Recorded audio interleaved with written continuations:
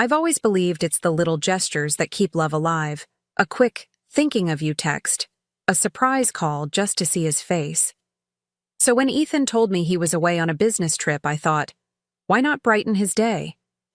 I dialed without hesitation, expecting that familiar, tired smile he always gave me after long meetings. But the second he answered, I saw it. A flicker of panic in his eyes, a startled pause. For a split second, he looked like a man caught off guard, as if he'd been expecting anyone but me. He quickly switched gears, flashing the smile I'd fallen in love with years ago. Polished, practiced, almost too perfect. Hey, sweetheart, he said, his voice cheerful, maybe a little forced. He launched into his usual routine. Meetings, presentations, endless chatter about work. I wanted to believe him, to let his words wash over me like they always had.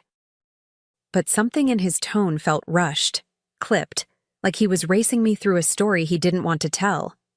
And even through the screen, I could feel the strain in his performance. So I played along, nodding, smiling, telling him about my day at home. The plants I watered, the neighbor I chatted with, the tiny details of a life I thought we shared. But my gut was already stirring. That quiet, unmistakable whisper every woman knows too well. Something was wrong. My eyes wandered past his smile, past the blur of his hotel room, and then I saw it. In the corner of the screen, the mirror gave him away. A reflection. A woman's hand, adjusting her hair. Not mine. My heart skipped, but my face didn't flinch. I kept my smile steady, my voice calm, as if nothing at all had happened.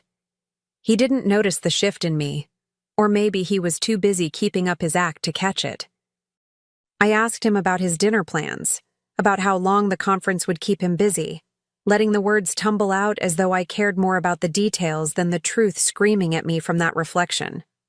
All the while, I was measuring every flick of his eyes, every pause that stretched just a little too long. Inside, though, I was unraveling. A part of me wanted to freeze the screen, shove it in his face, and demand answers right then and there. But another part, the stronger part, told me to hold it in. Don't let him see you break. Don't let him see you know. That thought wrapped around me like armor, and I clung to it. Rage was bubbling, yes, but beneath it was something colder. Resolve. I wasn't just his wife in that moment. I was the woman who had just glimpsed the crack in his perfect facade. I asked him about the view from his hotel room, forcing my voice into a playful tone. He turned the camera a bit, showing me curtains, a desk, anything but the mirror behind him. That alone told me more than any confession could. My pulse was steady now, my breathing measured. He thought he was fooling me. Thought this call was just another small test of his charm. But I had seen enough. And once you see something like that, you can't unsee it. I let him talk, letting his words fill the silence while my mind spun in 100 directions. He told me about the people he'd met, the long sessions, even joked about how boring some of the speakers were. I laughed in all the right places, played the role of the supportive wife, the role I'd mastered over the years. But now, every sound, every word, every glance felt like a piece of evidence, and I was collecting them quietly, carefully. The strangest part was how normal everything looked if you didn't know where to focus. To anyone else, it was just a husband and wife chatting over a video call, smiling and catching up. But I wasn't anyone else. I was the woman who noticed the way his shoulders tensed when I asked simple questions. I was the woman who saw a stranger's silhouette moving in the background of a life that was supposed to be ours alone. When he finally said he had to go, that he was running late for another meeting, I nodded sweetly, told him I loved him, and wished him luck. My voice was steady, my smile convincing.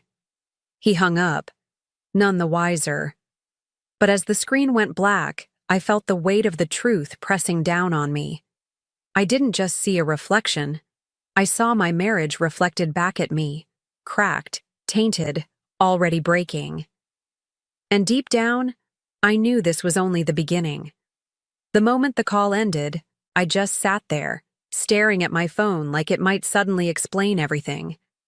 My hands were steady, but inside, I felt like I'd been split open.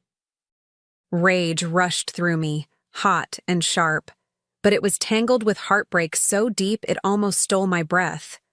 Betrayal isn't loud, it's quiet, like the slow crack of glass before it shatters. And in that silence, I felt myself slipping into a place I hadn't been in years, the edge of breaking. I wanted to scream, to throw something, to call him back and shout the truth into his smug little smile. But instead, I whispered 3 words I didn't mean. I love you. It was easier to end it on my terms, not his. I needed him to believe I was blind, that I hadn't seen the ghost of another woman haunting his hotel room. Let him think he still had control. That was the first gift I gave myself. The power to choose when and how this story would unravel. So I sat there in my living room, the glow of the screen fading, the quiet pressing in on me. The house felt different now, colder, almost foreign. Every photo on the wall, every piece of furniture we'd chosen together suddenly looked like props in a play I hadn't realized I was part of. I pressed my hands into my lap, grounding myself. If he thought I was going to storm, cry, and crumble right away, he was wrong. This wasn't going to end with me in pieces. No, this was just the start of something else. I kept replaying the call in my mind, every flicker of his eyes, every pause in his voice. The reflection in that mirror wasn't a mistake. It was the truth bleeding through the lies. My stomach tightened as if I'd swallowed a stone, heavy and unmoving. I thought about the years I'd spent trusting him, the countless times I defended his late nights, his trips, his excuses, and now, all those moments stacked up in my chest like proof I had ignored for far too long. The anger came in waves, but so did the grief. It was like losing something I hadn't realized was already gone. I remembered our wedding day, his hand trembling as he slid the ring onto my finger. I remembered the promises, the whispered forevers, and wondered if they ever meant as much to him as they did to me. Betrayal has a way of rewriting history, doesn't it? Suddenly, the sweetest memories turn sour, and the man you thought you knew feels like a stranger who's been living in your house. But instead of letting the pain drown me, I clung to clarity. I wasn't going to confront him yet. No, that would give him the chance to twist it, to deny, to paint me as the jealous wife imagining shadows. He was good at that, at spinning words until you questioned your own eyes. Not this time. I decided right then. I'd gather proof. Solid, undeniable proof. And when the time came, he wouldn't be able to hide behind his lies anymore. I closed my eyes and leaned back into the sofa, feeling the weight of it all press against me. The house was silent, but inside my head there was a storm. My mind kept circling back to that reflection. A stranger's hand moving with the ease of someone who didn't think twice about being there. She wasn't hiding. She didn't need to. That told me everything. She wasn't a mistake. She was a pattern. And Ethan had grown comfortable enough to let her slip into his world. I could almost hear his voice from the call, that cheerful tone covering cracks he didn't know were showing. I thought about how many times he'd looked at me with that same smile, spinning the same lies, and how easily I had let myself believe. It hurt. God, it hurt. But the pain was shifting into something else, something steadier. A quiet strength that whispered, "You know now, and you'll decide what happens next." That whisper was louder than my heartbreak. So I pulled myself up, straightened my shoulders, and made a choice. I wasn't going to give him the satisfaction of my tears, not yet. If he thought he was still in control, he was about to learn otherwise. I'd let him play his game a little longer, but this time, I'd be watching every move. And while he thought he was fooling me, I'd be building the truth brick by brick, until the moment I was ready to knock his entire world down. The first thing I did was replay that call, over and over, like a detective reviewing evidence. I zoomed in on the mirror, paused on the moment her hand brushed through her hair. My heart sank each time, but oddly enough, it also steadied me. I wasn't crazy. I hadn't imagined it. That reflection was real, and with every replay, it became the anchor to remind me I wasn't losing my mind. He was the one slipping, not me. I started digging where I knew he'd never expect me to look. His credit card statements, for one. Little breadcrumbs of dinners for two. Charges at hotels that didn't line up with his so-called meetings. It was almost insulting. How careless he'd been. Each discovery hurt, but it also fueled me. Every receipt, every timestamp was like a piece of a puzzle he thought I'd never bother to solve. But I was solving it, slowly, meticulously, one clue at a time. The more I uncovered, the more the past came rushing back to me in fragments. That handbag I'd once glimpsed on a chair in the background of his call. I had brushed it off. That faint laugh I'd heard, which he dismissed as the TV. I had believed him. Now each memory felt like a breadcrumb I had ignored, each excuse I had swallowed.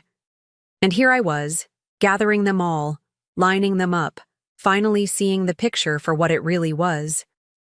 I became a quiet shadow in my own marriage, smiling at him during calls, listening to his stories, while behind the scenes I was piecing everything together. I dug through travel confirmations in his email, hotel reservations that didn't quite match the dates he gave me. The lies were stacked so neatly, like a house of cards waiting for the right gust of wind. And every time I uncovered another inconsistency, I felt less broken and more prepared. But with every discovery came a sting I couldn't ignore. Nights where he had sworn he was working late, I found dinner charges for two. Times he said he was exhausted in his hotel room, there were spa receipts charged under his name. It was like peeling back layers of my own life, realizing I had been living with a stranger who played husband only when it suited him. The man I thought I knew was fading, replaced by the version I now saw in cold numbers and paper trails. Still, I didn't let myself spiral. Instead, I treated it like strategy. I was gathering proof, not just for me, but for the moment he would have no way out. He wouldn't get the chance to twist my words or gaslight me into questioning my sanity. This time, the evidence would speak louder than his charm ever could. And quietly, behind closed doors, I was turning into the one holding all the cards. The more I uncovered, the sharper my vision became. I wasn't just looking at the present anymore, I was revisiting the past with new eyes. That time he muted our call for room service, I remembered faint giggles in the background. The quick moment when his camera shifted and I caught the corner of a woman's scarf draped over a chair. I had dismissed it then, convincing myself I was imagining things. Now, each of those fragments lined up perfectly, like pieces I had refused to see before. It wasn't just betrayal I was staring at. It was a map of his choices, bold and reckless. And the cruelest part? He had underestimated me. He thought I'd keep my head down, keep playing the role of the trusting wife, too naive to connect the dots. But every overlooked detail, every hidden slip, now belonged to me. I held them tightly, not as wounds anymore, but as weapons I was preparing to use. One truth became crystal clear. I didn't just know he was cheating. I knew how, when, and with whom. And that gave me a power he could never take back. The silence he mistook for ignorance was becoming my strategy. He thought he was building a double life, but really, he was building the stage where his lies would collapse. And I was already planning how to pull the curtain back. The turning point came when I decided to stop being just the observer. Watching him lie was one thing, but exposing him, that was going to be mine. I called his office under the guise of being the supportive wife, asking about his schedule. That's when I learned the truth. His so-called business trip wasn't across the country. It was a simple conference, just a few hours away. The betrayal cut deeper knowing how close he really was, spinning his fantasy just down the road. I didn't cry this time. Instead, I smiled, almost amused. He thought he was clever, but I had just unlocked the door to his entire game. So I packed a bag, booked a room at the very same hotel he was staying in, and drove there in silence. The highway stretched out in front of me, a ribbon of possibility, and with every mile I felt less like the wounded wife and more like the architect of his downfall. Walking into that hotel felt like stepping onto a stage I had been preparing for all along. The air smelled faintly of perfume and polished wood, the kind of place designed for appearances.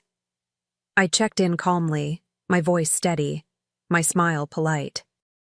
He had no idea I was there, no idea that his double life was about to collide with reality. And while he played husband to one woman, I was already setting the trap that would leave him exposed to everyone. That evening, I put my plan into motion. I reached out to a few of his colleagues, framing it as a thoughtful gesture. "Let's surprise Ethan," I said warmly. "He's been working so hard. A dinner to celebrate his success would mean the world to him." They agreed without hesitation, charmed by the idea. And just like that, the pieces fell into place. He thought he was the one staging his life, but now I was directing the scene. As I arranged the dinner reservation, a strange calmness settled over me. There was no shaking, no second guessing. Just a clear, unwavering focus. I could picture his face when he walked into that room, expecting one reality, but finding another waiting for him. It was almost poetic. The lies he built so carelessly were about to crumble in front of the very people whose respect he thrived on. Back in my hotel room, I stood by the window overlooking the city lights. They flickered like little warnings, or maybe little promises. I thought of the woman in the mirror, the mistress who had unknowingly handed me the truth. If she showed up tonight, she'd learn the role she truly played in his story. And Ethan, well, he was about to find out what happens when you mistake silence for weakness. The night of the dinner, I arrived early, choosing a seat where I could see the entrance clearly. My heart was steady, my breathing slow, though underneath it all was a current of fire.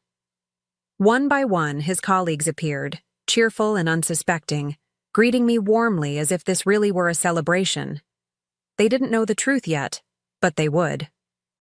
I smiled, offered polite conversation, and waited for the moment I had been building toward. Then, like a scene unfolding exactly as I had envisioned, he walked in. Ethan, confident as ever, wearing that same polished smile he had used to fool me.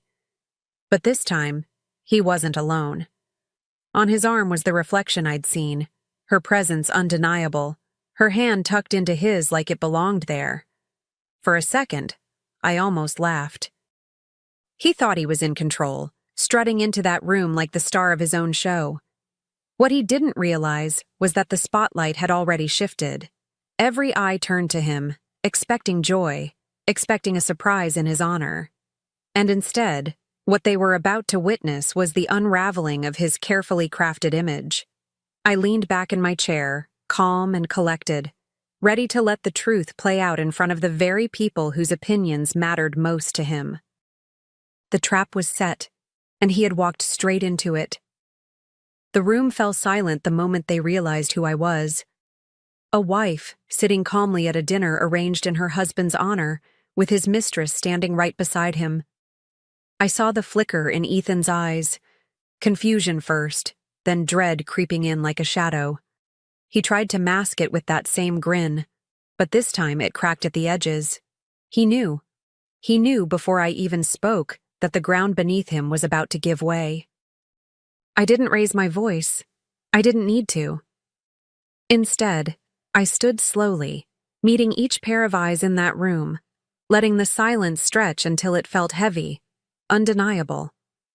Then I picked up the remote and pressed play. On the screen behind me, the video call flickered to life. Ethan's face, smiling, lying, and just behind him, the reflection. her hand, her hair. The truth he thought he'd hidden. The collective gasp that followed was almost like music. Ethan stumbled for words, his mouth opening and closing, desperate to find an excuse. But excuses don't hold when the evidence stares back at you in front of your colleagues, your boss, your lover. The woman slipped her hand out of his arm, her face pale, her eyes darting toward the exit. She hadn't signed up for this part of his performance, and suddenly, he was standing alone, stripped of the illusion he had so carefully woven. I didn't look at him as he fumbled. I looked at them, his colleagues, the people who once admired him. Their faces told the whole story. Shock, disappointment, disgust. His boss shifted uncomfortably, clearly calculating what this meant for Ethan's credibility, for the company's image. And in that moment, I realized I didn't need to say much at all. The truth was already speaking louder than I ever could. Still, I couldn't resist twisting the knife just a little. "This," I said softly, gesturing toward the screen, "is the man who promised me loyalty. The man who told me he was here on business." My voice didn't shake. It was steady, calm, almost too calm. That was what made it sting more. Rage would have given him an opening to dismiss me. Calm made my words undeniable. Calm turned them into fact. Ethan reached out a hand toward me, muttering, "Karen, please, let's talk about this." I almost laughed. Talk? After all the lies? After all the secrets? No, talking wasn't going to save him. He had already lost. And with every second of silence that followed, the weight of his betrayal settled deeper on his shoulders. The man who thrived on control now stood stripped of it, naked in his own shame. I picked up my bag, slow and deliberate, like a woman leaving a meeting she'd already won.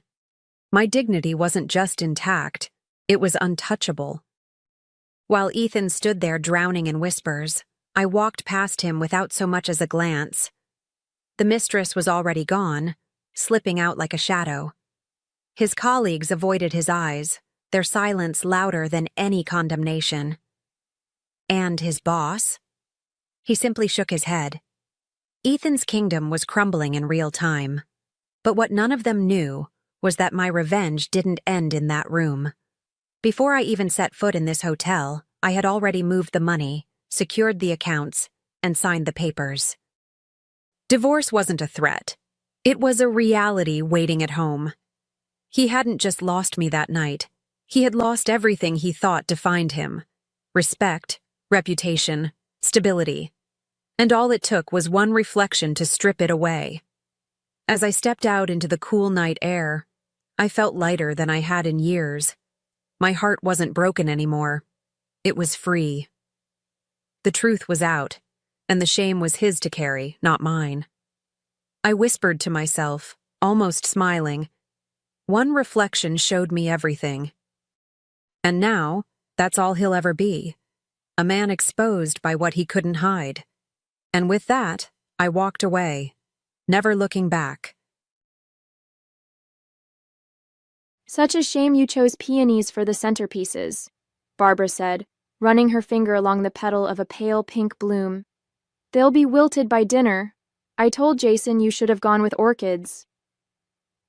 I gripped the clipboard tighter, forcing a smile.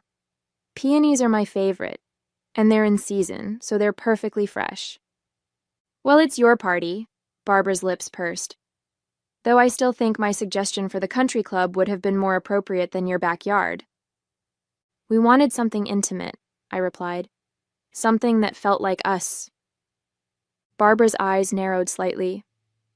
"Yes, well, you've always had unique tastes." "My name is Aubrey Collins, 29 years old, and today marks my 3rd wedding anniversary with Jason. For 6 months, I've been planning this garden party at our home in Lexington, Kentucky, arranging catering, decorations, and entertainment for 30 of our closest friends and family. I wanted tonight to be perfect, a celebration of our love and the life we've built together. There was just one persistent cloud over my preparations: Barbara Collins, my mother-in-law, who had insisted on arriving hours early to help. Her version of helping consisted mainly of criticizing my choices and reminiscing about how she would have done things differently. "I just think it's odd you didn't consult me on the menu," she continued, flipping through my carefully curated selection. "Jason's always loved my beef Wellington. He practically begged for it at every birthday." "The caterer specializes in local cuisine," I explained for the third time, "and Jason approved everything." Barbara waved dismissively. "He's always been too agreeable. Hates confrontation. It's why he lets you make all these decisions." I checked my watch, grateful that guests would arrive in just over 2 hours. "I need to finish setting up the bar and take my medication before getting dressed." "Oh, yes, your condition." Barbara's voice dripped with skepticism. "Such a burden for Jason." I headed inside without responding, my patience wearing dangerously thin. In the kitchen, I took a calming breath before reaching for my prescription bottle on the counter where I'd left it that morning. My medication for severe autoimmune symptoms wasn't something I could skip, especially on such a stressful day. I shook the bottle and paused. It sounded different, fuller somehow, with a lighter rattle. Opening it, I found unfamiliar round white pills instead of my usual oval ones. Confused, I examined one closer, then poured them onto a napkin to inspect. My stomach dropped as I realized what I was looking at. These weren't my prescription tablets. They were sugar pills. Someone had deliberately replaced my vital medication. And there was only one person who had been in my house all day. One person who had always seen my health issues as an inconvenience, a flaw that made me unworthy of her son. Barbara. Jason and I met at a fundraising event 4 years ago, where I was coordinating logistics and he was representing his architectural firm. We connected over a shared love of historic preservation and Kentucky bourbon. 3 months later, we were inseparable. A year after that, married in a small ceremony at a local vineyard. Barbara's disapproval was evident from our first meeting. She'd had another woman in mind for Jason, the daughter of her bridge partner, a pediatric surgeon from a prominent local family. Next to Dr. Heather Whitfield's impressive credentials, my career as an event coordinator seemed trivial to Barbara, despite my success running my own business. "It's just glorified party planning," she once remarked within my earshot. "Hardly a career." When Jason proposed, Barbara's campaign against me intensified. She questioned my health issues, the autoimmune condition I'd managed since college, suggesting I might be exaggerating for attention. She accidentally included shellfish, which I'm severely allergic to, in dishes she prepared for family dinners. She reminisced constantly about Jason's ex-girlfriends and their accomplishments. Despite her efforts, Jason and I built a happy life together. He supported my business as it grew, and I cheered him on when he made partner at his firm. We renovated a historic home in Lexington's Chevy Chase neighborhood, creating a space that reflected both our styles. Barbara found fault with every decision, from the paint colors to the furniture arrangement. "It's too modern," she complained. "The Collins family has always appreciated tradition." Jason usually deflected his mother's criticisms with good humor, attributing them to old-fashioned ideas and difficulty adjusting to change. He saw her actions as misguided attempts to protect him rather than deliberate attacks on me. "She'll come around," he often assured me. "She just needs time." 3 years later, I was still waiting for that miraculous transformation. If anything, Barbara had become more calculating, timing her barbs for moments when Jason wasn't present to witness them. For our anniversary party, I had attempted a peace offering, incorporating several elements Barbara might appreciate: her favorite flowers in the guest bathroom, the bourbon brand she preferred at the bar, a special table near the garden's best views. I even invited her early, hoping to make her feel included. Now, staring at the sugar pills that had replaced my medication, I realized how naive I'd been. Barbara hadn't come early to help. She had come to sabotage. I searched through my purse for my backup medication, which I always carried for emergencies. Finding the small pill case, I quickly took my proper dose. As I swallowed, I considered my options. Should I confront Barbara immediately, Tell Jason, cancel the party altogether? The thought of Barbara's satisfaction if I ruined my own anniversary celebration made the decision for me. The party would go on, but I would be watching my mother-in-law very carefully. I finished my makeup and secured the last pin in my upswept hair, examining my reflection. The emerald green dress complemented my auburn hair, and if my smile seemed slightly forced, only I would notice. Taking a deep breath, I headed downstairs to check on the final preparations. The caterers were arranging appetizer trays in the kitchen. The bartender was setting up on the patio, and fairy lights twinkled throughout the garden. Everything was perfect, or would have been, if not for the lingering unease about Barbara's actions. I found her in the dining area, adjusting my carefully arranged place cards. "I've moved the Hendersons closer to us," she explained without looking up.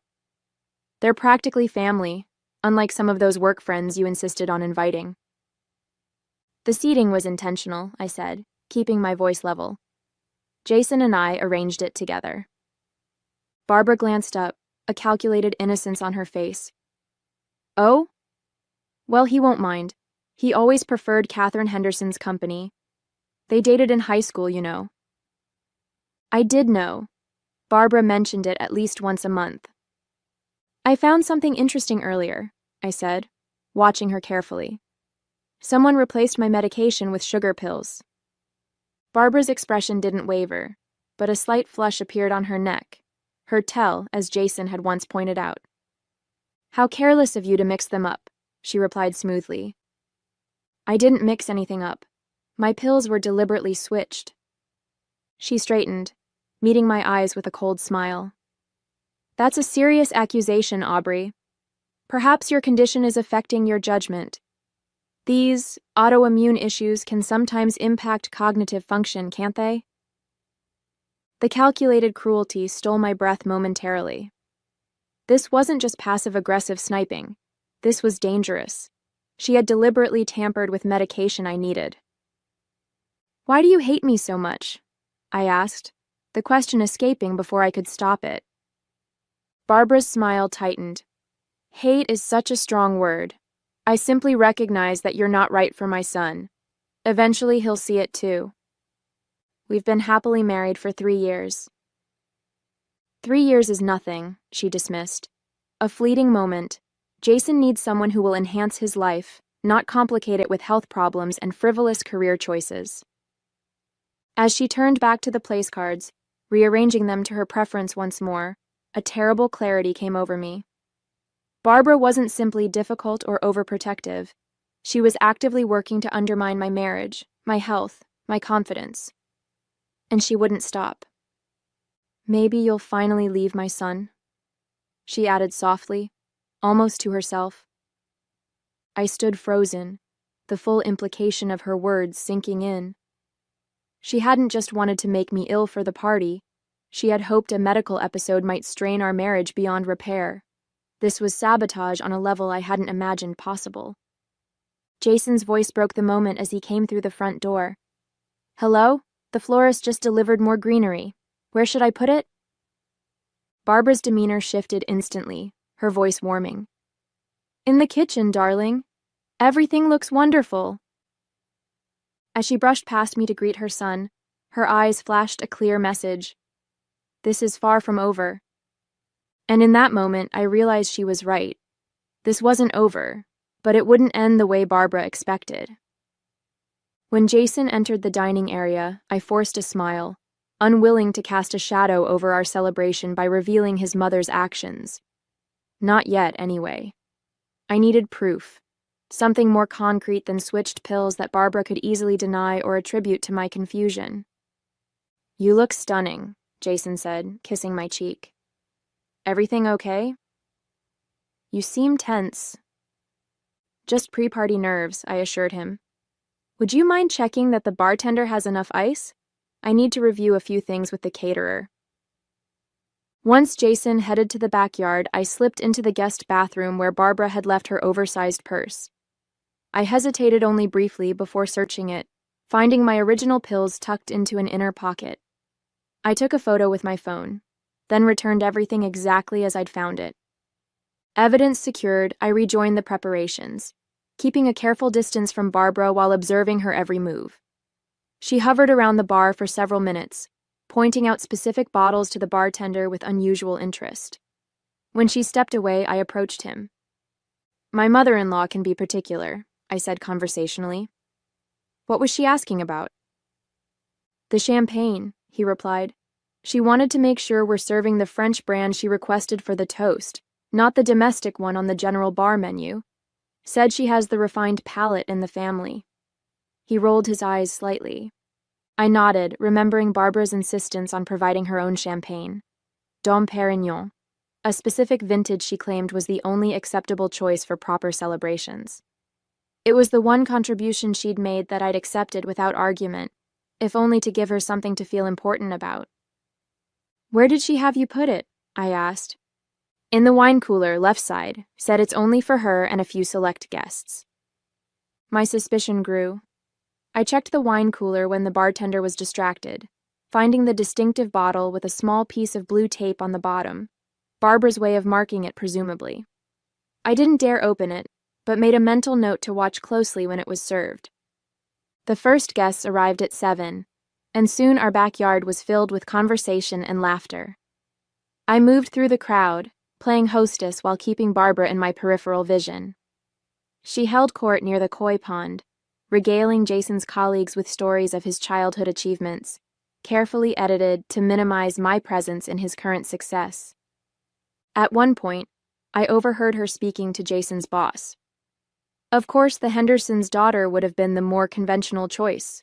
She's just made head of neurosurgery at Johns Hopkins. But Jason always had a soft spot for creative types. I bit my tongue and moved on, reminding myself that engaging would only give her the reaction she wanted. As dinner approached, Barbara cornered me in the kitchen under the guise of helping with the final touches. "I noticed you took your medication after all," she said quietly. "How fortunate you had extras." "I always carry backups," I replied evenly. "Given my serious medical condition." Her eyes narrowed slightly. "Yes, your condition. How convenient it never seems to hinder you when there's a party to plan or attention to be gained." Before I could respond, she added, "I understand if this is all too much for you. No one would blame you if you needed to lie down while I handle the hosting duties." The offer might have seemed thoughtful to an outsider, but we both knew what it was, another attempt to sideline me at my own anniversary celebration. "I feel perfectly fine," I assured her with a tight smile. "But thank you for your concern." Barbara's expression hardened momentarily, before smoothing into practiced pleasantness as Jason entered the kitchen. "There you are. I was just telling Aubrey how lovely everything looks," she said. "Though I've offered to take over if she's feeling overwhelmed." "Aubrey never gets overwhelmed," Jason said proudly, wrapping an arm around my waist. "That's why she's the best event planner in Lexington." Barbara's smile didn't reach her eyes. "Yes, well, it's almost time for dinner. Shall we direct the guests to their seats?" As she walked ahead, Jason whispered, "Everything okay between you two?" I hesitated, then nodded. "Just the usual. Nothing I can't handle." But as we followed Barbara toward the dining area, I couldn't shake the feeling that something worse was coming. Dinner proceeded smoothly, the food receiving enthusiastic compliments from our guests. I'd begun to think my concerns about Barbara might be overblown. Perhaps the pill incident was her only planned sabotage, when I noticed her speaking intently to the bartender again. He nodded, looking confused before retrieving her special champagne from the wine cooler. I excused myself and approached the bar, arriving just as he began to open the bottle. "Is there a problem?" I asked casually. "No, ma'am," he replied. "Mrs. Collins requested her champagne be opened now so it can breathe before the toasts." "I'll take care of that," I offered, extending my hand.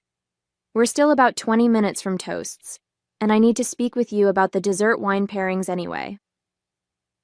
Once the bartender moved toward the kitchen, I examined the bottle more closely. The blue tape marker confirmed it was Barbara's special selection, but something felt off. I discreetly smelled the opened bottle but detected nothing unusual. Still, my instincts were screaming that something wasn't right. I made a split-second decision, swapping Barbara's marked bottle with an identical one from our own collection.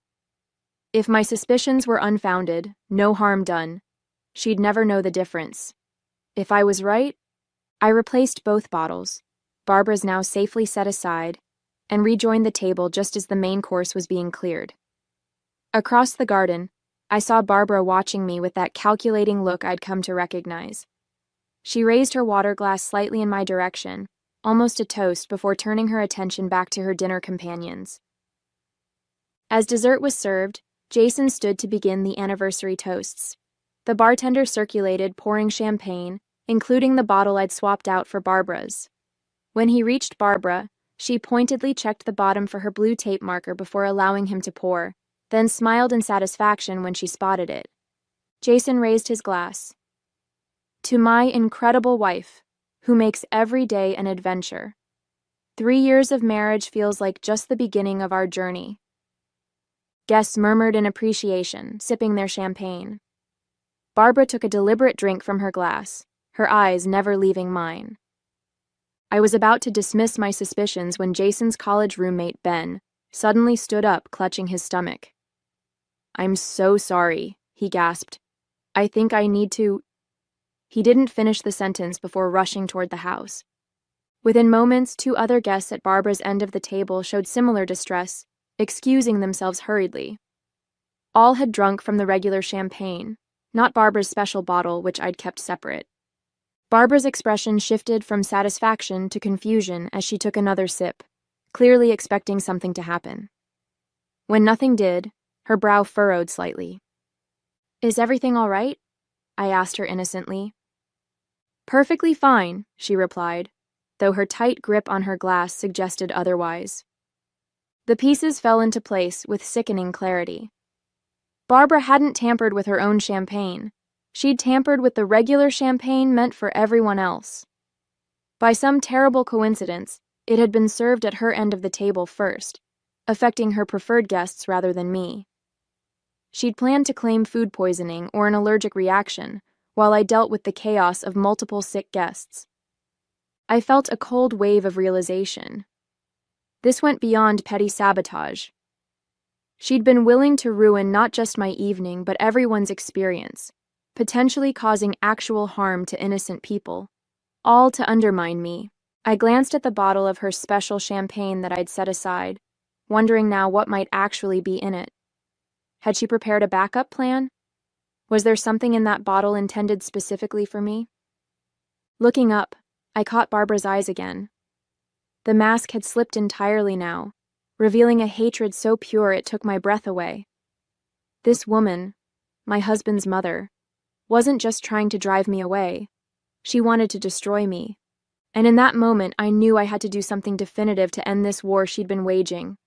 Not just for tonight, but for all our future celebrations and ordinary days between.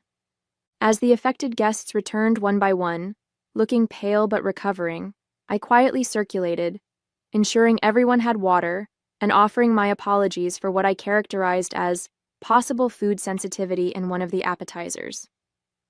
Barbara watched from her seat, visibly frustrated that her plan had gone awry.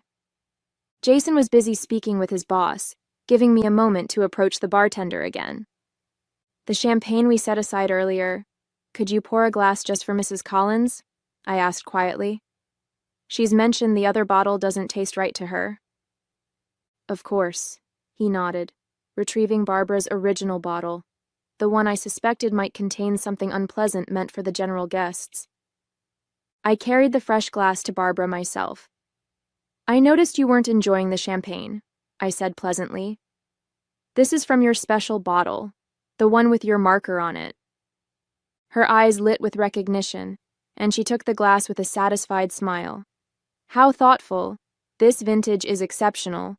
Wasted on most palates, but perfect for a true connoisseur." "A toast, then," I suggested, raising my own glass of the regular champagne. "To family." Barbara clinked her glass against mine and took a deep sip, clearly savoring what she believed was her untampered selection. I watched her closely, wondering what exactly she had added to the champagne and how quickly it might take effect. I didn't have to wait long. Within minutes, Barbara shifted uncomfortably in her seat, her hand moving to her stomach. A flash of panic crossed her face as she realized what was happening. "Excuse me," she muttered, standing abruptly. "I need to—" She didn't finish the sentence before hurrying toward the house. Jason looked up in concern. "Is Mom okay?" "Probably just needed the restroom," I replied calmly. The toast is about to continue. As planned, our closest friend David rose to deliver the next speech. By the time he finished his heartfelt tribute to our marriage, Barbara had not returned. 10 minutes later, there was still no sign of her. "Maybe I should check on Mom," Jason suggested, looking worried. "I'll go," I offered. "You should stay with our guests." I found Barbara in the upstairs bathroom, the door locked. "Barbara? Are you all right?" I called, knowing perfectly well she wasn't. "Go away," came her strained voice. "Should I call a doctor? Was it something you ate or drank?" There was a pause before the door opened just enough to reveal Barbara's ashen face. "You knew," she hissed. "You switched the bottles." I maintained a neutral expression. "I'm not sure what you mean. Are you suggesting someone tampered with the champagne? That would be not only cruel but potentially dangerous, wouldn't it?" The implication hung between us. We both knew what she had done. "This isn't over," Barbara warned, her voice weak but venomous. "Actually, it is," I replied quietly. "I found my medication in your purse. I have photos. I also saved a sample of both champagne bottles. If anything like this ever happens again, if you ever try to sabotage my health, my marriage, or even just a dinner party, I'll go to Jason with everything. Do you understand?" Barbara's face contorted with fury, but another wave of intestinal distress cut off whatever she had planned to say. The bathroom door slammed shut. "I'll let Jason know you're not feeling well," I called through the door. "Such a shame you'll miss the rest of the celebration." As I walked away, I heard what might have been a sob of frustration. For the first time since meeting Barbara, I felt something close to pity for her. How empty her life must be, to focus so much energy on destroying someone else's happiness. Rejoining the party, I found Jason in the garden, concern etched on his face. "Mom's sick?" "Food sensitivity, I think," I replied smoothly. "She said not to worry, she just needs some time alone." As the evening continued without Barbara, a weight lifted from my shoulders. The party was everything I'd hoped it would be. Joyful, intimate, a true celebration of our love and life together.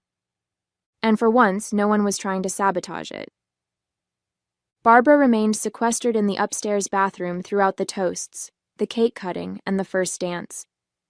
By the time our closest friends were preparing to leave, she had been absent for nearly 2 hours. I directed the caterers to box up a slice of anniversary cake for her, making sure everyone heard my thoughtful gesture for my poor, ill mother-in-law. Jason went to check on her just as the quartet began playing our final requested song. He returned looking troubled. "She's finally coming down," he whispered. "But she's insisting someone tampered with her drink." On cue, Barbara appeared at the edge of the garden, her carefully styled hair now limp, her makeup smudged despite obvious attempts to fix it. Her eyes locked onto mine with undisguised hatred. I squeezed Jason's hand. I think the heat and excitement might have been too much for her. As Barbara approached us, I stepped forward with concern. "Feeling better? We saved cake for you." "You did this," she hissed under her breath. "You switched the champagne. You knew." "Knew what, Barbara?" I asked innocently, aware that several guests were within earshot. "That you marked your special bottle? Or that you put something in the regular champagne? The one that made Ben and the Johnsons sick?" Her face paled further as she realized the implications. If she accused me directly, she would have to explain her own actions. "Mom, what's going on?" Jason asked, his brow furrowed with confusion. Barbara struggled visibly, caught between her desire for revenge and self-preservation. "Nothing," she finally said. "I'm just not feeling well." "Such a shame you missed most of the party," I said, handing her the cake box, "especially after you arrived so early to help." The emphasis on help wasn't lost on Barbara. Her hands shook slightly as she took the box. "Perhaps next time you'll be able to enjoy the whole celebration," I added, "without any unexpected interruptions." Barbara's eyes narrowed at the implied threat, but with Jason and the remaining guests watching, she could only manage a tight smile. "Yes, next time." But we both knew there wouldn't be a next time, at least not one where she had any control. I had won. As the last guest departed and the catering staff began cleanup, Barbara announced she would be leaving despite our offer for her to stay overnight as planned. "I think it's best if I go home," she said stiffly. "I'm clearly not well." Jason, still oblivious to the true nature of the evening's power struggle, insisted on driving her. "I'll handle things here," I assured him, kissing his cheek. "Take care of your mom." While they were gone, I methodically gathered my evidence: the sealed sample of Barbara's tampered champagne, the photos of my medication in her purse, and a new addition. Security camera footage from our garden showing Barbara at the bar, handling the champagne bottles when she thought no one was watching. I stored everything in a secure folder on my cloud drive, then sent myself an email with the subject line: "Insurance against Barbara Collins, anniversary party incident." She didn't need to know exactly what evidence I had, just that it existed and could be used if necessary. When Jason returned, I was curled up on our porch swing, watching the cleanup crew dismantle the last of our perfect evening. "Mom says she's never coming to another event you organize," he sighed, sitting beside me. "What really happened tonight?" I rested my head on his shoulder. "Let's just say your mother and I reached an understanding." "That sounds ominous," he said, but his tone was lighter than I expected. "It's actually liberating," I replied. "I think we'll have a much more peaceful relationship going forward." 2 days later, a stiff note arrived from Barbara, declining our Thanksgiving invitation with a vague reference to prior commitments. The following week, she announced plans to vacation in Europe for Christmas, her first holiday away from Jason in his entire life. As I pinned her note to our kitchen bulletin board, I couldn't help but smile. Sometimes the best revenge isn't just about winning the battle, it's about changing the entire war. And our future celebrations would be perfectly peaceful without Barbara's presence, just as I had planned all along.